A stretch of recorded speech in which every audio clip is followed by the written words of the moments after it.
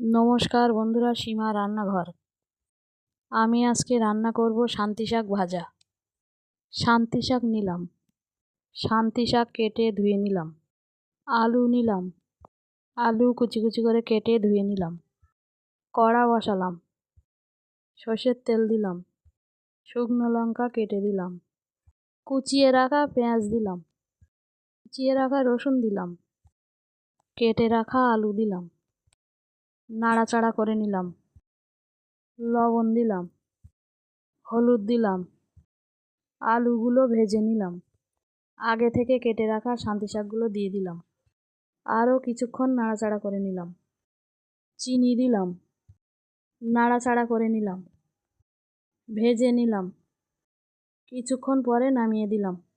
শান্তি শাক ভাজাটা ভালো লাগলে লাইক, সাবস্ক্রাইব, কমেন্ট, শেয়ার করুন। ফ্যান্টাস্টিক।